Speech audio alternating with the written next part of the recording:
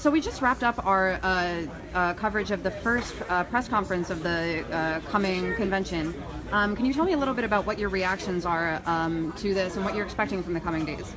Well, I'm very excited. I mean, I know that it's not going to come without, bumps in the road, because I know that the Clinton campaign is busy. They're busy with trolls on my Facebook and in my emails and in my life. So I'm sure that they're going to try to be busy here at the convention. But needless to say, we're giving birth to independent politics in America. And I think that we're going to look back on the year 2016 as the year that we finally really give birth to the imperative party that Rosa Clemente talks about, which is the Green Party. I've asked a number of folks in the Green Party about this, but I wanted to know why is it, despite, especially in this election cycle, there's been so much disenfranchisement from the two-party system, and yet so many people are still voting Democrat or Republican? I think it's hard. It's kind of like, if you like domestic violence, you get used to your abuser, you settle for a lower standard of living. And I think it's time for us to decide that we want a better life for ourselves and for our children. And if we don't move quickly, we might not even have a planet. Things like war are real. The climate crisis is real. And so we can't really afford to be spectators anymore. We have to get actively involved in breaking with the two corporate-controlled political parties and build something new.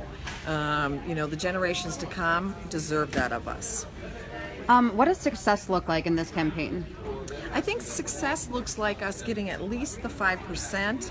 I think success looks like us making sure that we bury the Democratic Party and the Republican Party in as many states as possible by having a huge exodus from both of the corporate-controlled parties. Because I think that the majority of us in this country love our children, love our country, love the air that we breathe, and in order for us to hold on to all of those kinds of things, it means that it's time that we develop a backbone and we stand on our ancestors' shoulders and we walk the hell out of those two corporate-controlled parties. You mentioned the 5%, needing 5% of votes. Can you talk about the significance of that number, the significance of that 5%? Well, if we get at least 5%, then the next presidential campaign, we will begin the campaign with federal matching funds. And that would be absolutely huge. We've already seen the kinds of momentous things that we can do with no money. Could you imagine what we could do with federal matching funds?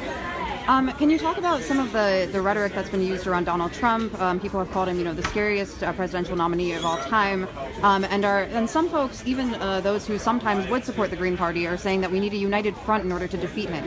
Well, he's not the scariest guy. I mean, I know I'm supposed to be excited about the fact that Hillary's a woman, but you know what? Women in India, women in Africa, women in Palestine, women in Brazil, these are all women I care about as well. And the bombs that are dropped all over the world, those women matter as well. So I think that we have to realize as well that it was the first Clinton that ended welfare as we know it and destroyed families in this country.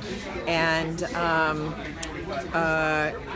families that once relied on public assistance or social welfare in this country, they had the rug pulled out from underneath them and they became homeless, weren't able to feed their kids, ended up doing whatever they possibly could in order to survive, and now are part of the mass incarceration in our country.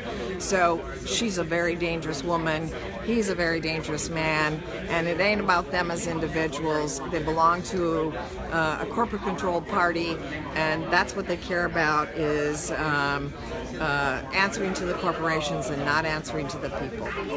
Is it worth waging this fight within the Democratic Party as well, as we saw, for instance, with the Bernie Sanders campaign? Oh, absolutely. You know, I was one of the main folks that was right in there talking to people that I know that were on the floor, you know, talking to my good friend who's a member of the Poor People's Economic Human Rights Campaign. He organized a group of folks to walk off the floor. And he did that because he knows people are not surviving. They're not going to survive when we have the priority in our country making a better world for corporations and not for human beings. Thank you so much. Thank you.